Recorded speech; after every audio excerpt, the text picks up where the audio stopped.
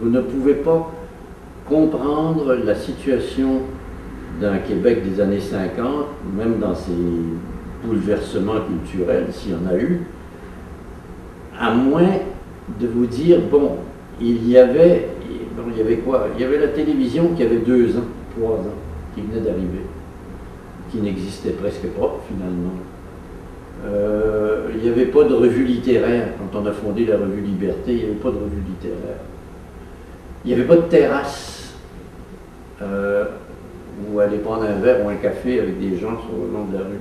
Il y avait des tavernes où les femmes n'étaient pas bienvenues. Il y avait l'église, il y avait des églises évidemment, il y avait des rituels religieux nombreux. Il n'y avait pas de rituel laïque. Il y avait des rituels religieux, les parades toutes les parades, je ne s'appelle pas ça des parades, mais les cérémonies, les trucs, j'oublie le mot, ça fait longtemps. La fête Dieu, toutes ces choses-là qui occupaient l'espace. La société laïque civile n'existait presque pas en dehors du phénomène politique, et encore, phénomène politique limité. Les journaux étaient étouffés ou étouffants, ou c'est des journaux de parti. La pensée n'allait pas très loin. Il y avait eu en 1947 ou 48 par là, le refus global des peintres et artistes autour de Paul-Émile Bourdieu. Mais c'était un phénomène d'un coin de rue. Ça s'est passé pas très loin sur Sherbrooke, là, puis il y a eu un ou deux qui ont été renvoyés de l'école du meuble, et puis ça s'est arrêté là. Il n'y a pas eu de révolte ni rien. Il n'y avait même pas de lieu où les gens pouvaient se retrouver, se rencontrer. Alors, il faut donc imaginer une sorte de désert social. Et dans ce désert social, dire, bon, c'est ça qui a émergé. Mais qu'est-ce qui a émergé vraiment? L'arrivée d'abord d'une génération dont les parents étaient un petit peu plus riches qu'avant la guerre, parce qu'avant la guerre, ils étaient pauvres comme Job. Et après la guerre, ils s'étaient enrichis de la guerre et les femmes étaient sorties, puis elles avaient travaillé, certaines étaient revenues chez elles, mais beaucoup avaient le goût de continuer à aller travailler, pas dans les usines, mais dans les bureaux. Donc une transformation un peu de la cité, mais toujours dans le désert ou à peu près. Donc beaucoup d'aventures personnelles, individuelles, pénibles ou pas, mais pas d'aventures sociales. Et tous ceux qui voulaient la peau du chef Maurice Duplessis l'ont pas eu parce qu'il est mort, avant même qu'il...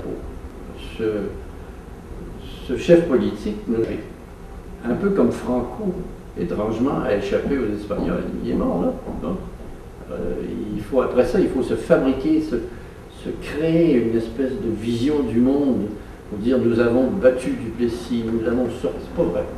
C'est pas comme ça que ça s'est passé. Ça s'est passé très lentement, de petites réunions, les mouvements pour l'école laïque, le mouvement pour la souveraineté. Ça a commencé avec des indépendantistes de droite qui sont peu à peu allés vers la gauche. Du côté des laïcs, ça a commencé avec des chrétiens de gauche qui ont abandonné peu à peu parce que ça se radicalisait. Il y a une séparation. On a vu les non-croyants aller vers Québec et les croyants s'en aller vers Ottawa, étrangement. Et c'était pas seulement au plan religieux, c'était au plan politique aussi. Les non-croyants voulant l'indépendance, les croyants voulant garder le Canada. Enfin, c'était assez curieux, mais tout ça, le mot anglais subdued, là, très flou, très... À quel moment est-ce que les choses ont été... Moi, j'avais... attendez, je suis en 33, donc 43, 53, 63. J'avais pas 30 ans que Radio-Canada me demandait d'aller à la télévision et de dire, pas d'écrire, mais de dire un éditorial après le journal télévisé, un téléjournal, puis à la fin du téléjournal, Jacques Godbout arrivait, faisait un éditorial. Et là, je disais, salut bande de caves, quelque chose du genre. Bon. Évidemment, ça n'a pas duré longtemps. Et vous vous rendez compte à quel point le monde était comme déboussolé. Pourquoi me demander moi, puis un autre, et puis finalement, on s'est partagé la semaine, chacun avait sa journée. Au bout de quelques semaines, la direction a considéré que c'était peut-être pas une bonne idée. Mais c'était comme ça partout. Il y avait des trucs qui éclataient, qui étouffaient, Donc, ça n'a pas été un beau grand mouvement merveilleux de libération psychologique, social, national, politique. Non, ça a été comme on démolit quelque chose, on enlève une pupille, on enlève un truc. Et peu à peu, tout ça s'est passé en même temps que, économiquement, il y avait ce flot incroyable d'enfants et de jeunes gens qui arrivaient, qu'il fallait éduquer, que le système ne pouvait pas les prendre. Il a fallu nationaliser l'éducation contre le clergé, contre ceux qui étaient là. Il n'y avait pas moyen de faire autrement. Et là, étrangement, plutôt que d'avoir, comme en France ou ailleurs, on aurait pu avoir une espèce de révolution, la révolution tranquille n'a eu lieu que parce qu'on a acheté la paix. Et les gens oublient que tous ceux qui ont défroqué, il y en a des centaines, des milliers, qui ont défroqué, qui étaient des enseignants, mais qui allaient continuer à enseigner dans nos écoles et cégeps et collèges qu'on construisait. Tous ces gens-là, qui n'étaient pas payés, qui étaient des frères, des sœurs, etc., sont tout à coup devenus des salariés de l'État. Et puis là, ils se sont découverts assez et ça a changé leur vue du monde. Et plutôt que d'avoir une révolution, on a eu des gens qu'on a achetés, qui ont poursuivi leur carrière.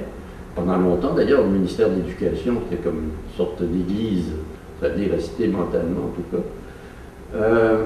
Mais tout ça s'est construit très lentement avec cette exposition universelle dont il ne faut pas sous-estimer la valeur et réelle et symbolique, qui a fait travailler plein de gens pendant 3 ans avant, donc de 64, 65, 66 jusqu'à l'explosion de l'exposition. Les gens venaient ici, alors on recevait le monde, et on découvrait le monde en même temps, et c'est devenu l'espèce de plaque tournante d'un changement total.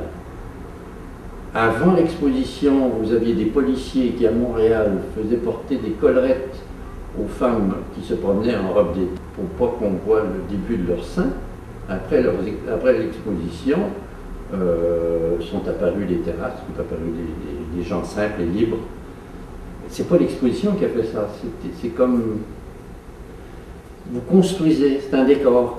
Je pense que ceux qui pourraient le mieux dire ce qui s'est passé et qui continue à se passer mais qu'on ne mesure pas, ce sont des gens qui dessineraient, mais qui dessineraient la société à mesure et qui effaceraient, parce qu'ils remplaceraient quelque chose, puis effaceraient ici. C'est quelque chose qui se construit tout le temps. Mais en histoire, c'est ce que j'ai essayé de faire avec le Mouton Noir, c'est-à-dire de passer. Moi, j'étais rendu même très systématique. Je me disais, aujourd'hui, j'ai tourné à l'intérieur une séquence, demain, il faut que ça soit à l'extérieur, parce que autrement, on va avoir une série d'intérieurs, ça ne correspond pas à la vie, ça. Alors, on circulait d'une chose à l'autre, je cherchais des événements qui pouvaient passer de l'intérieur à l'extérieur pour construire un peu une chose qui ne sera jamais, ne pourra jamais être vue comme une sculpture. C'est immobile, c'est pas instable, c'est un truc. Et le mobile, ben, il est toujours imprévisible dans ses mouvements.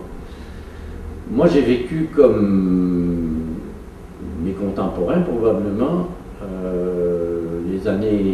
fin des années 40, début des années 50, 60, comme quelque chose qui s'additionnait. Et au bout de l'addition, tout à coup, on a senti qu'on était plus libre. Je fais partie, je pense, de la première génération qui a dit tout ce qu'elle pensait, comme elle le pensait, quand elle le voulait, où elle le voulait, sans jamais en être punie. Mais j'avais l'appui du fait que je travaillais pour le gouvernement fédéral. Mon salaire était payé par Ottawa, à l'Office national du film. Alors le premier imbécile qui voulait me faire chier, il aurait fallu qu'il attaque le fédéral, c'était beaucoup trop gros. De toute manière, à Ottawa, ils se foutaient éperdument que Jacques Godbout dise du bien de qui que ce soit dans le Québec. C'est le dernier de leurs soucis. Donc j'avais ça. Si vous vous rendez compte que la plupart des gens qui étaient des moteurs, dans leur petit milieu des moteurs en question, étaient tous des employés du fédéral. Alors voilà que les gens de Radio-Canada, d'Office du film ou d'ailleurs, étaient assis dans une certaine sécurité, si on veut, et qui était en train de transformer une société, non pas de la façon dont ce gouvernement canadien aurait souhaité qu'il fût transformé, mais librement. Et on a pris la mesure de cette liberté. Et on peut dire que jusqu'à un certain point, la tradition britannique du Conseil des arts, du Canada, tout ça, toute cette tradition britannique, mais vraiment britannique, anglaise, là, nous a servi jusque sûrement dans les années 80. Après ça, c'est devenu une tradition canadienne, et là, c'est beaucoup plus contrôlant. Mais jusqu'à ce moment-là, nous avons, j'ai souvent soutenu, que les Canadiens français, ça n'était rien d'autre que des Britanniques de langue française, vivant dans un univers de liberté à l'anglaise, à l'époque où il n'y avait pas de terrorisme. Les terroristes ont commencé à nous cacher la sauce.